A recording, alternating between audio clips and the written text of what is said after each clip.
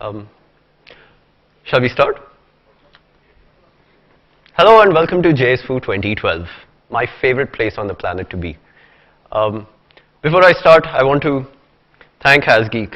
HasGeek does this thanklessly, tirelessly, day in, day out. They run a number of conferences through the year. This is the one I like most because it's, well, JavaScript. But I do want to start off by thanking HasGeek for all the work they do, for all the nights they put into this, and for making sure all the tiny details work out. So thank you, HasGeek. So let's start. The theme of this year's JSFoo is JavaScript everywhere. Because of a number of reasons, which we will go through, a legacy of history, and a number of key decisions taken by people across the world, we are here today, where we are web developers. And a lot of us started off as front-end guys to make drop-downs for little buttons. But now we have moved on to becoming full-stack developers. JavaScript is everywhere, not just in a web context, but in a systems context, in a hardware context. And it's an exciting time to be working in the industry. A lot of new things keep coming out on a very regular basis. Technology gets obsoleted in months, if not weeks sometimes. And we'd like this conference to reflect the state of things that are happening in JavaScript right now, and for some stuff that is going to happen in the future, and we'd like to show you a peek of it. Let me introduce myself. My name is Sunil Pai. I work as a tech lead at Yahoo. Anybody else from Yahoo around here today? Sweet. Okay, fair enough. Hi, guys. Hope you told your managers. So I work on the Maps team at Yahoo. We do a lot of serious JavaScript work there. I've been writing since about 2005, ever since Firebug hit 0.1. That was a good day. I like blue guitars, I like JavaScript, and my father-in-law spoils me with nice whiskey. Vishal?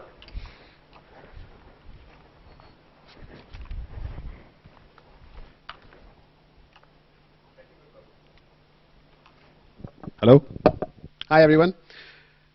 I am Vishal Parpia. I do both design work as well as coding, and I run a small web development company in Pune called Active Element. I play a lot of video games, and I've been using JavaScript since '96, which is a pretty long time. So I've seen a lot of it, and what I'm going to try and do today is we're going to step through where we came from, how we got to where we are, and then I'm going to have Sunil take it from there and tell you where we're going.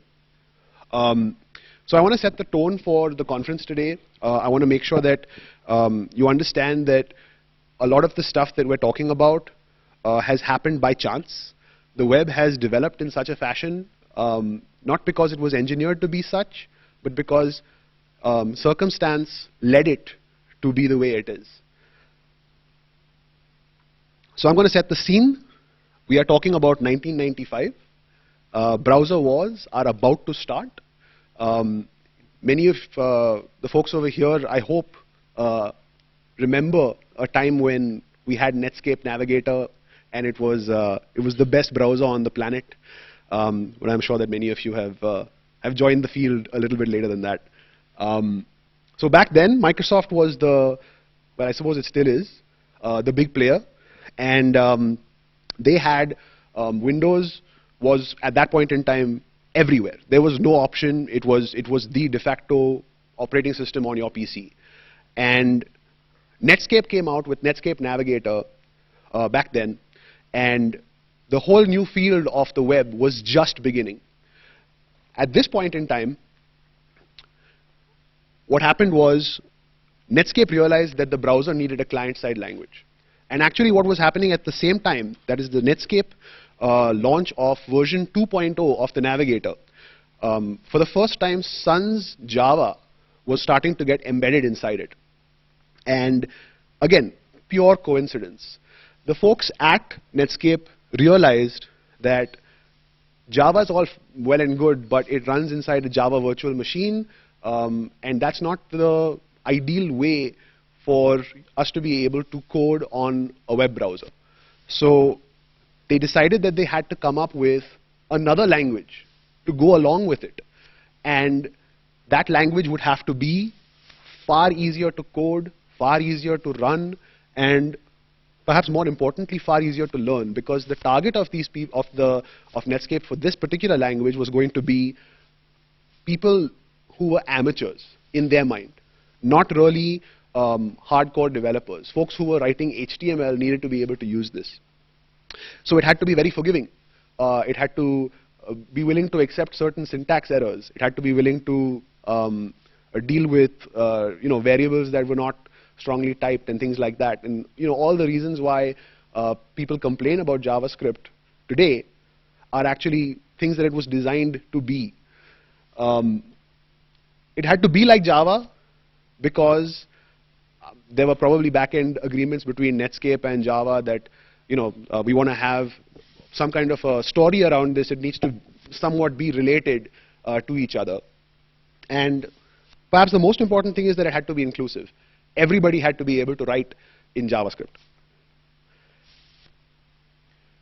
So Netscape made JavaScript, and they released it in '95, which means that it's 17 years old, which is crazy. But JavaScript owes its existence to the timing.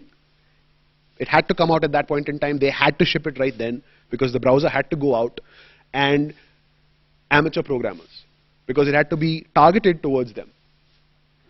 It was originally called LiveScript.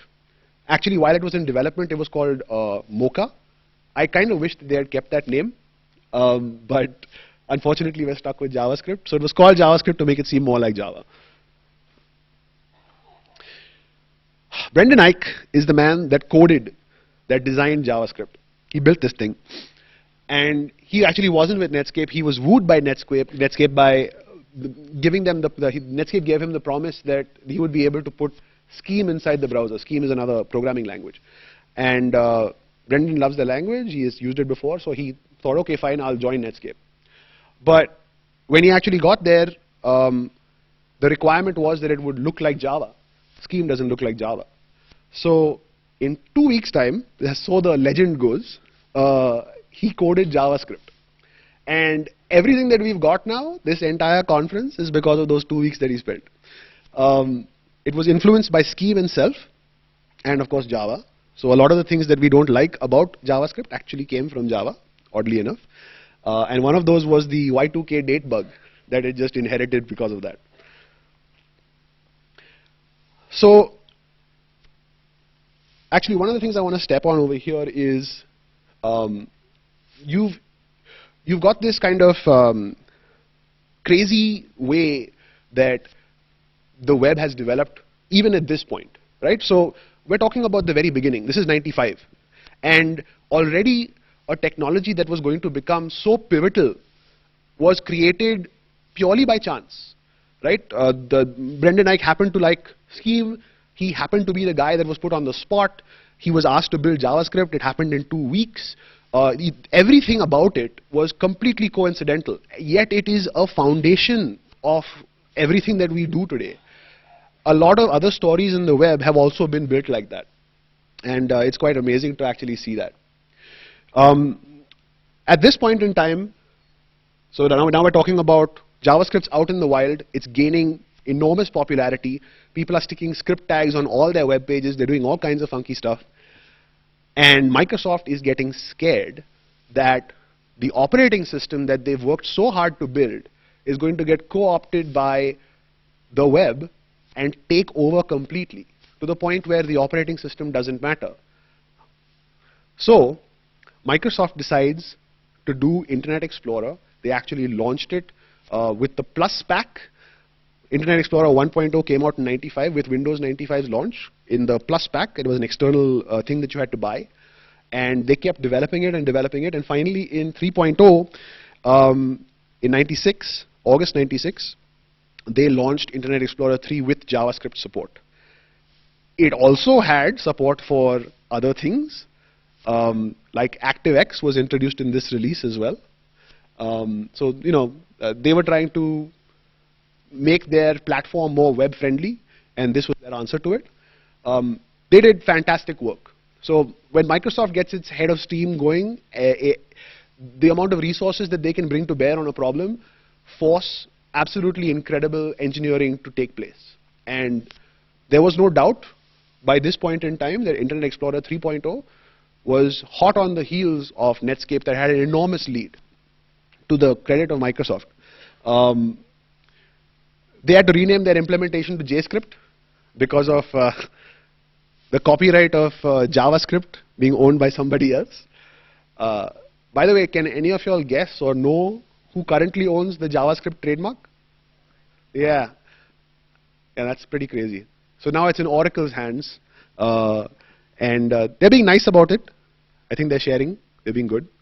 But it's still pretty crazy the way that this ownership stuff moves. And I think it's going to become an even bigger problem in the future. So Microsoft, they also invented Ajax in '99, which obviously without that we wouldn't have had Web 2.0. So the web actually owes a lot to Microsoft and the browser wars, because at this point in time it was like an arms race. Whoever had the cooler browser was winning.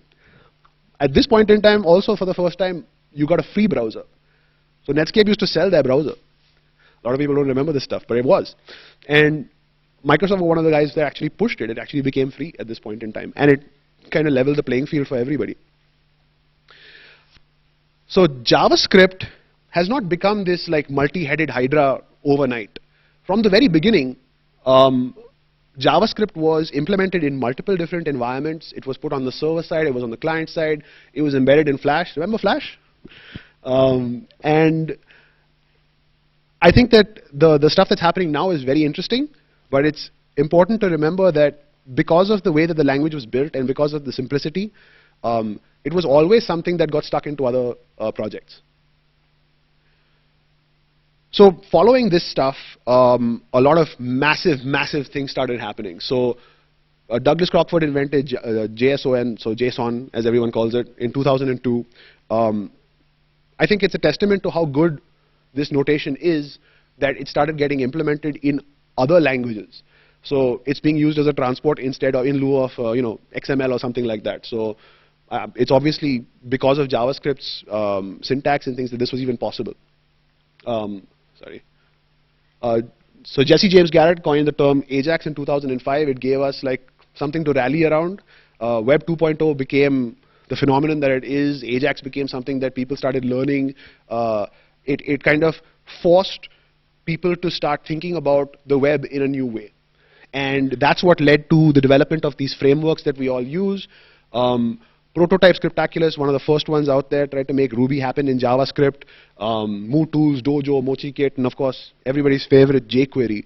All of them came right after this stuff started happening. And then, of course, in 2006, Firebug happened, which was also an enormous way that it became approachable to code JavaScript. Real developers, the term real developers also is a bit of a question mark, but anyway, they started showing up and they started playing with JavaScript and it started feeling like a real language. Proliferation. So JavaScript is, because it's the de facto client-side language of the web, it is the most popular language in the world. Now, there are many charts and things about the best languages and the ones that are the most used and the ones that are used for critical code and the ones that are used primarily. But if you look purely by the numbers, it's very hard to disagree with the fact that JavaScript is everywhere. Right? Every single PC that exists, every single Mac that exists, in fact, every single computing device that exists runs JavaScript already. It's built-in support. I don't think that there's another language that can boast that. And that kind of puts these skills in very high demand. And what's crazy about it is the fact that nobody realized this would happen. Nobody realized the web would take off the way it did. Nobody realized that the client-side language would become so important. JavaScript's rise to fame is just a question of timing and I guess a little luck. So, just how big is it? Well, it's very hard to get an accurate figure, but there are over 1 trillion unique public addresses, and even if 30% of them have some JavaScript code or script tag at the top, then by definition, there are over 300 billion programs written in JavaScript, which is an insane number and easily makes it, the the most used language, by far. I know it's cheating, but I'll take it. So that's how we got to where we are. And now to tell you where we're going, I'm going to hand the mic over to Sunil. Thank you.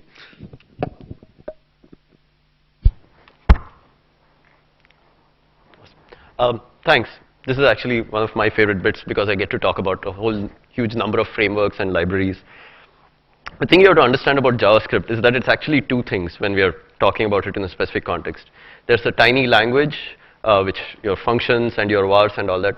And then there's the environment in which it is hosted. The obvious most popular environment that JavaScript is hosted in is a browser. That's where everybody cut their chops. That's where everybody does interface programming. But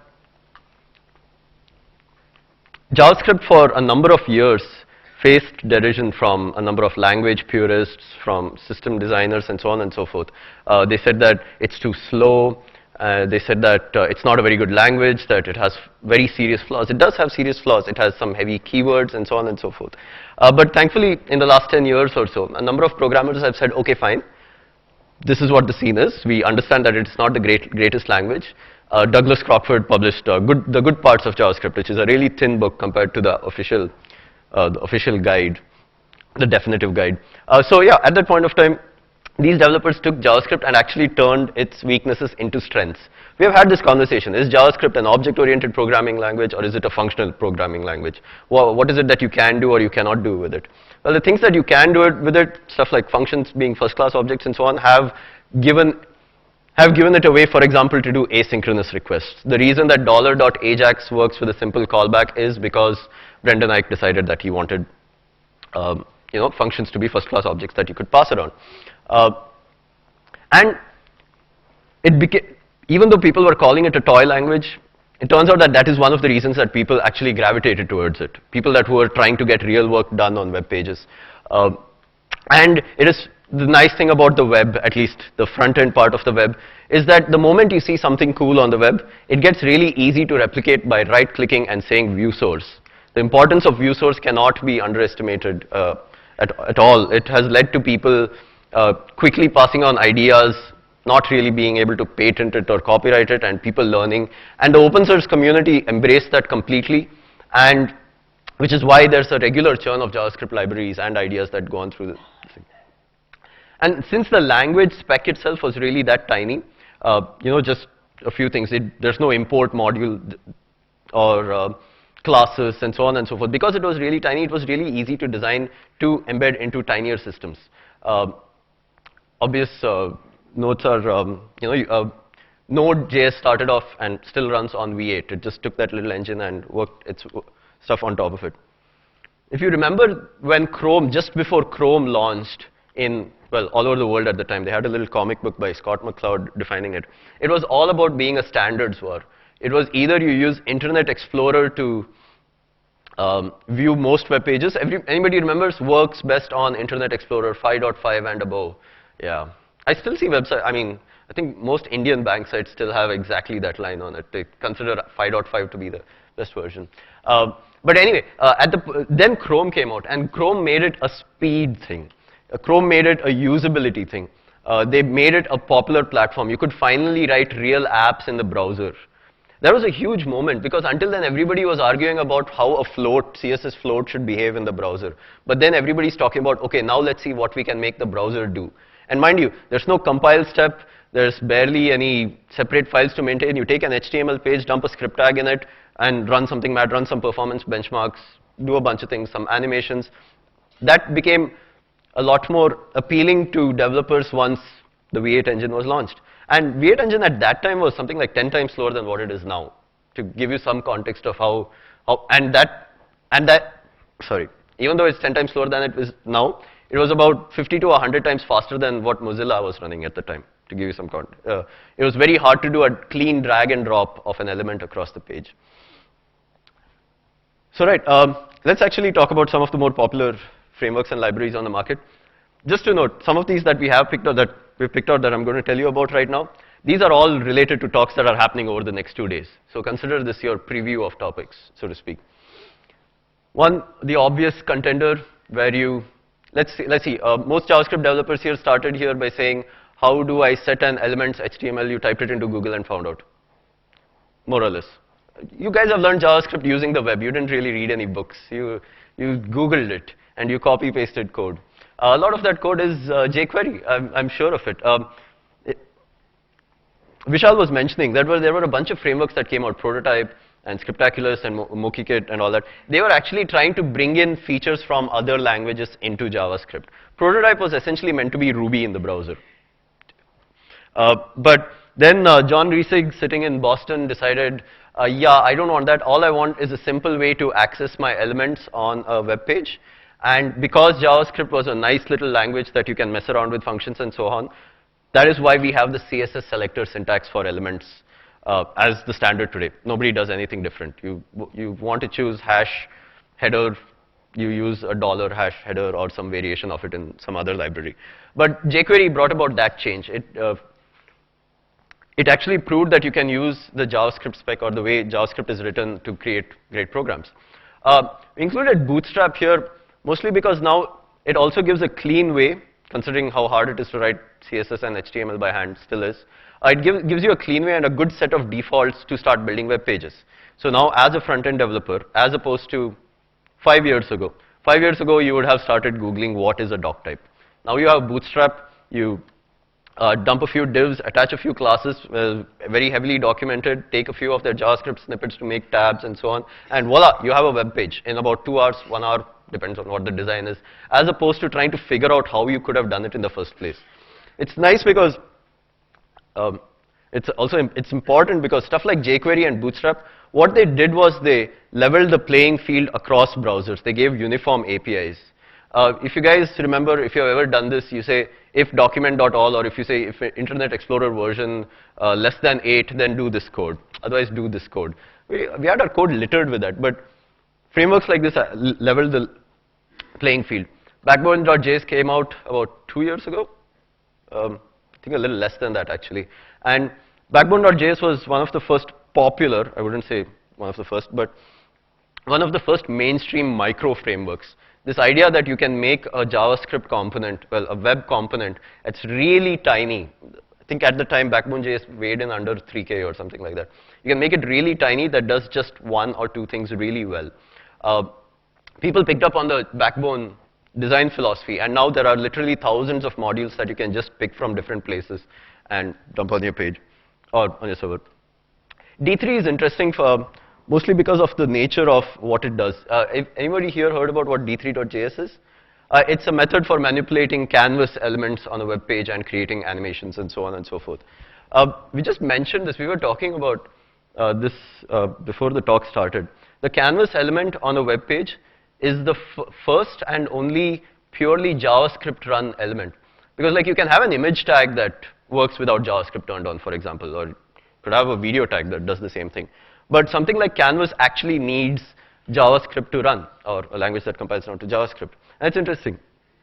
Meteor or Mojito or Derby, these are a new breed of real-time programming frameworks, which simultaneously try to do 2 things which contradict. One is they try to blur the line between the server and the browser. The idea is that now that you have JavaScript running on the server side as well with Node.js and so on, you should be able to share code.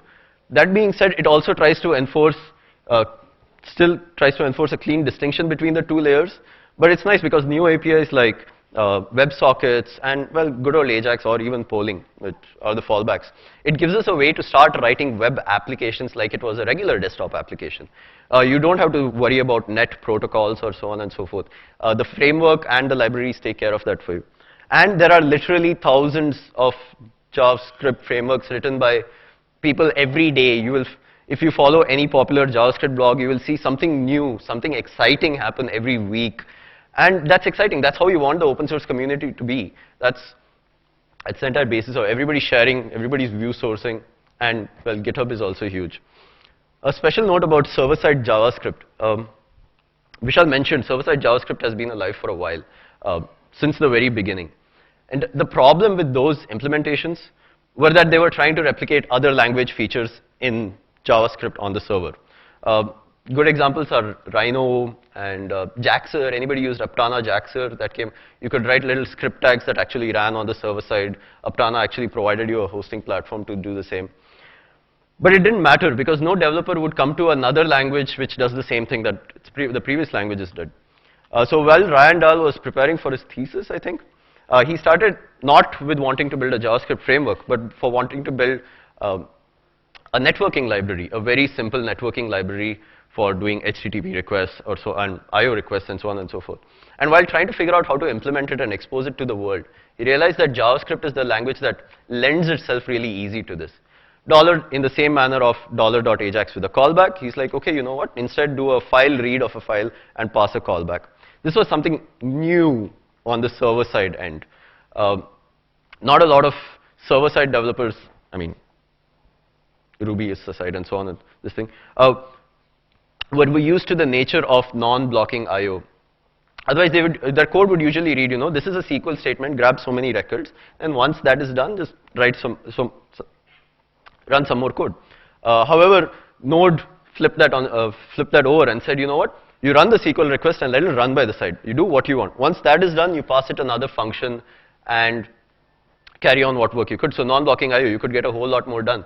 The entire deal when Node came out was, you know, thousands of connections running simultaneously and all that. And it's great. That means that JavaScript is slow. That was another nail in that coffin. So, but it's great. Node has changed a whole bunch of things. And Node is now, since it originally started as a networking library, it's now becoming the library to do anything that's not browser. That's pretty cool. JavaScript has also become the de facto compile target for new languages. It started off with a whole bunch of experiments. There have been languages that compile to JavaScript for a while. Even before CoffeeScript, there was a project called Sculpt that tried to take Python code and translate it into JavaScript and so on and so forth. CoffeeScript tries to bring the best features of Ruby and Python into JavaScript.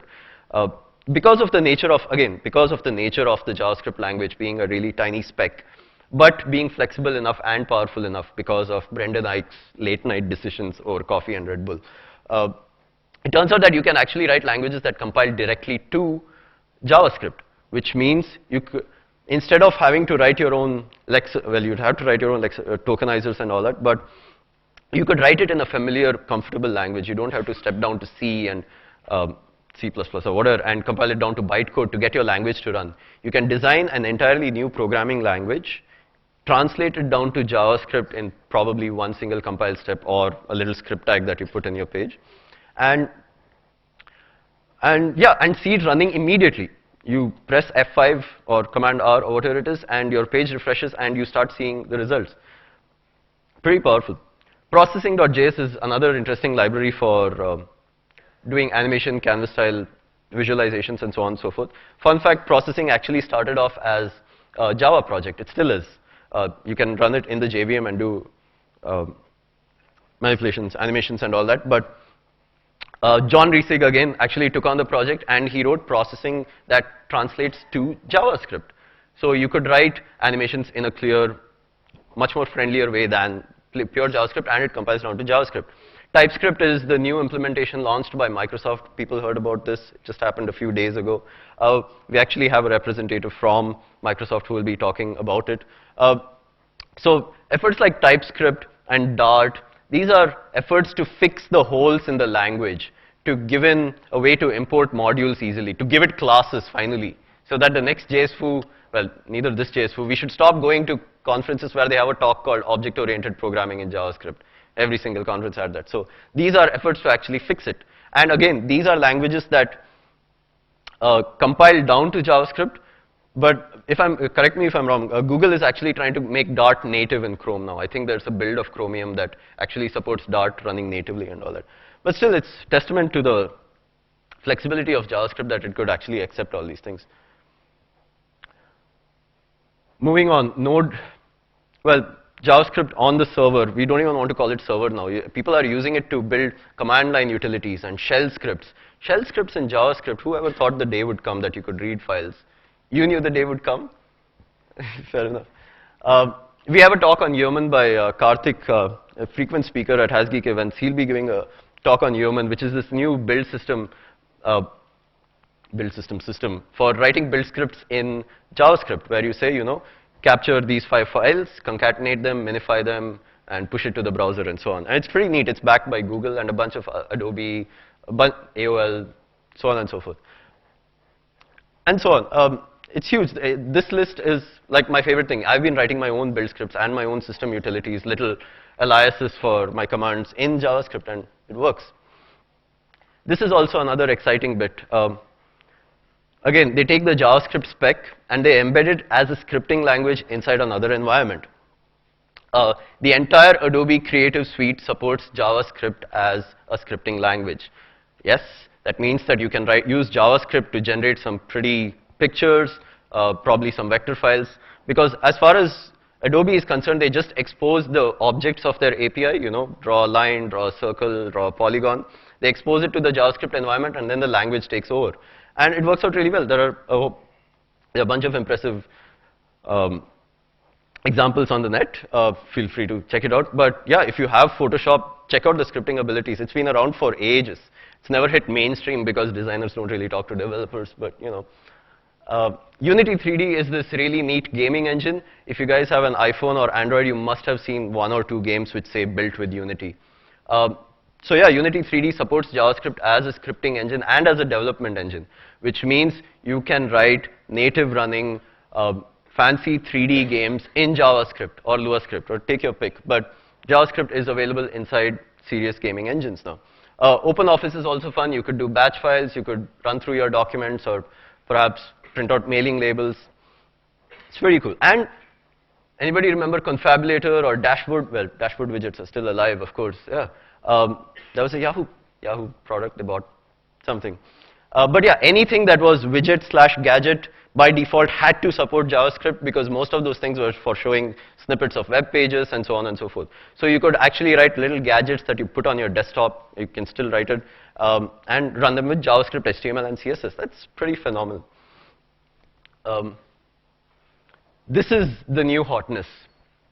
I want to talk a bit about this. When the computing revolution happened in the 70s, 80s, when people were buying Apple IIs and cheap boards, it was more of a hobbyist thing than a professional thing. Professional computers at the time were mainframes in huge rooms. But developers, hackers, Silicon Valley, all they were interested in was getting little hardware to do stuff for them. And which is why the Apple I was such a success. It was because Wozniak walked into the user group and showed them and said, hey, this is so easy to program, do what you want. Bill Gates went over to the Altair office and convinced the owner of Altair with sheets of printed code, which he hadn't even run. But now every kid, the computing devices that we get nowadays are all iPhones, iOSs. You can't really dig into the guts of it. You're too afraid to stick a screwdriver into the processor of your MacBook, for example. But the hobbyist platform is coming back. We have an agenda. We have really, sorry, yes, we have an agenda. The hobbyist agenda is to get back to our roots, to actually do hardware hacking and to build physical products, not just little web pages with drop-down buttons. 2 standouts. One is the Sorry? Oh, okay, all right. That's the soundtrack to my thing. Yeah, so 2 standouts are obviously the Raspberry Pi. It's a little motherboard processor configuration that you can buy for about $35, $40, about. Yeah, and it's pretty cool. It runs Unix. You can dump Node on it, and you start writing in JavaScript to control little robots and so on and so forth. And then there's the Arduino. Arduino is also something that you can dump a JavaScript engine on and start running stuff. You can make LEDs blink. You can make motors run. You kindly switch off your phone, sir. Yeah, so the reason I bring this up is that we actually have a couple of great talks. And these are things that can't go away. This is the web. You can't really just change the language. You might try to improve the language. There's an ES6 proposal and so on and so forth. But what we have is what we got. And it's not going anywhere else today. But what we can do as a community is take it forward. That's all I'd like to say. I'd like to bring Vishal back. And I'd like to say, enjoy JSFoo, guys. Have fun. We're welcome to take questions if you guys would like. Questions?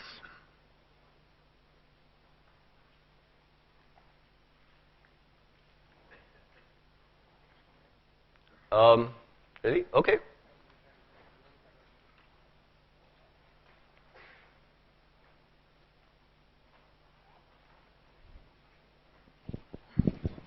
More like an addendum than a question. So JavaScript everywhere. Oh, right there. Okay, yeah.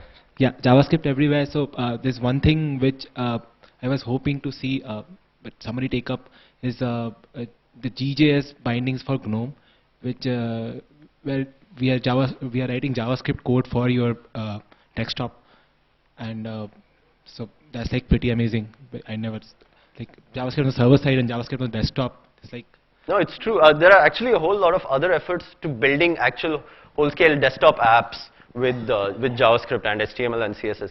I actually didn't even mention, I should have brought it up. Even databases have JavaScript now. If you use Couch or if you use Mongo, which is the poster child for JavaScript, this thing, it is everywhere. You're right. And it's pretty cool, man. Like, where else would you rather be? I mean, it's nice liking one language, but I like to be where all the other players are for now. Any other questions?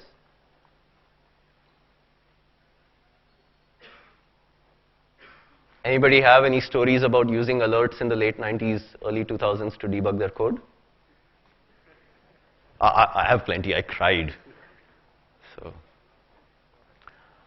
What happens when you do an alert and it changes state and then the alert message is no longer valid? My life sucks at that point of time. He's asking what happens when the alert changes your state.